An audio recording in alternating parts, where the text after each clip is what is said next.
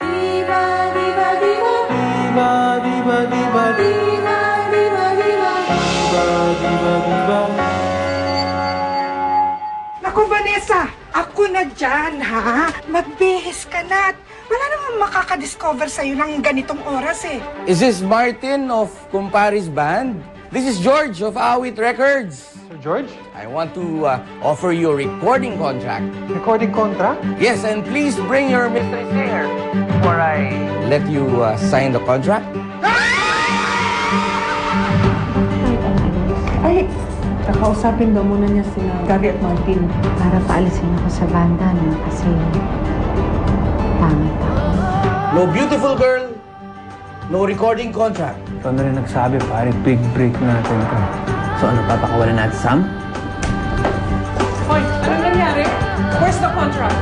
Sam, gusto ko nilang palitan dahil sa itsura mo. Ang sakit mo naman magsalita, Gary. Grabe ka naman.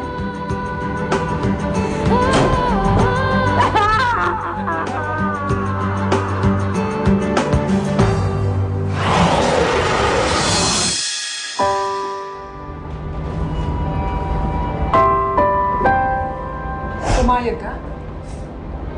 Umayag ka? Nothing's final. Pero kung mangyayari, papayag ka bang mawala ako sa banda? Hindi ko alam. Hindi ko talaga alam. Isang alam ko, gusto kong makatakas sa anino ng mga magulang ko. Ang alam ko, gusto kong sumikat tong banda natin.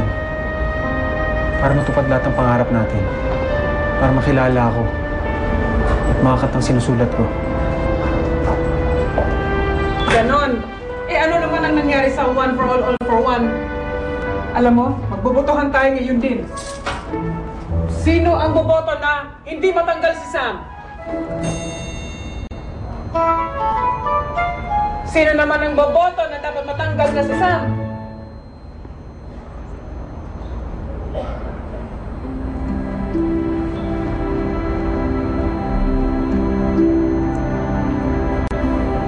O, kita mo na? Nagkakaintindihan kami ni Sam. Alam niya na ikabubuti ito para sa ating lahat. Maghiwa-hiwalay muna tayo. Diba, Sam?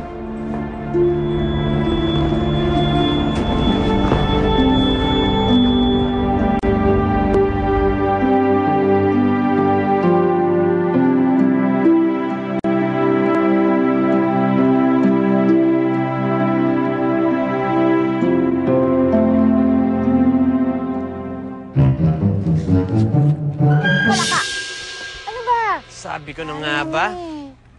Dito lang kita makikita. Pag meron lang sama ng loob, no? Bakit ka ba naman kasi pumayag sa gusto ni Martin? Eh, kasi yun ang praktikal. Yun ang dapat. Ayoko namang masira yung mga pangarap niyo dahil lang sa itsura ko. Hindi ako pumayag. Hindi ako makakapayag. Kahit malaking utang na loob mo kay Martin. Baka lang yun. Ano? Ready ka na? Ako pa. 1, 2, 3. Yeah! Okay, mas mataas yung akin. Mas mahaba yung legs mo, no?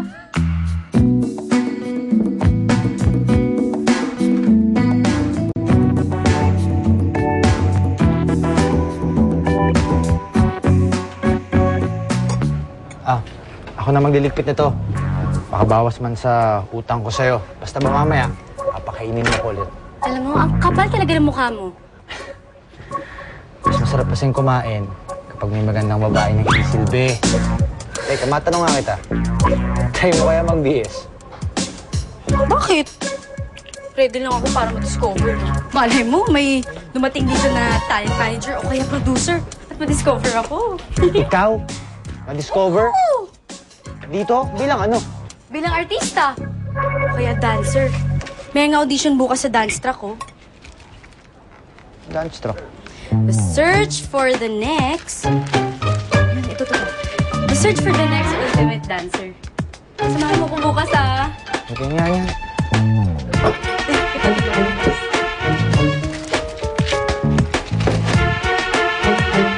Pwede ka ba? Di ba? Ang galing-galing ko. Tama, di ba? Pwede na? Pwede na?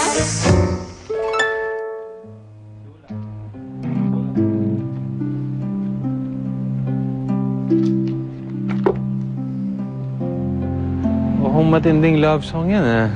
Para kanino ba yan?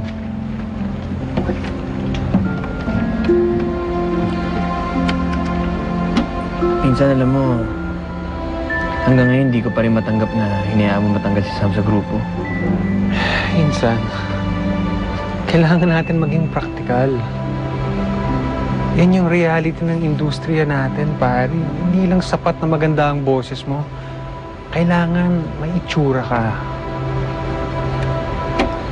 Pero, sabay-sabay tayo nangarap, ah. Tapos ganun-ganun, hayaan mo nilang matanggal si Sam. Alam mo, sinubukan ko naman, hindi ba? Dapat bigyan mo ko ng credit doon. Tagal-tagal na natin hinintay ito.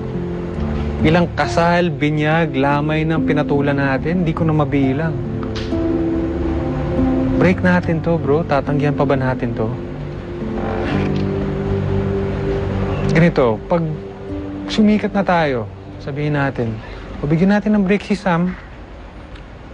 Diba? Pero sa ngayon, kailangan ko yung pangako mo sa akin na tutulungan mo ako.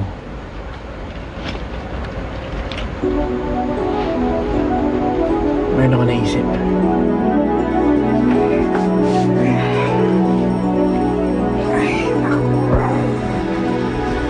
Ay, Diyos ko. Ang maganda kong apo. Nalulungkot na naman. O ano, naiisip mo na naman ang nanay mo na irresponsable. Naalala niya pa kaya ako? Mabalik pa kaya siya? Abay, nasa sayo yun kung umaasa ka pa. Ilang taon na ba? 98. 12 taon na. Mula nang magpunta sa Brunei ang nanay mo. Niha-niho. Niha-he-hi-ho-ho wala tayong narinig sa kanya. Balita ko nagpakasal na daw sa palasyo. Hari ang napangasawa niya? Ibig sabihin, prinsesa pala ako. Ako naman tong apo kong ilang beses ko bang uulitin sa'yo na totoo nagpakasal na siya sa palasyo. Pero pareho lang naman silang alipin dun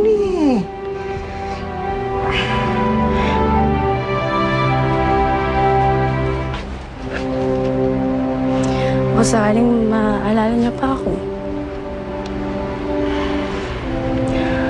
Baka sakaling balikan niya ako.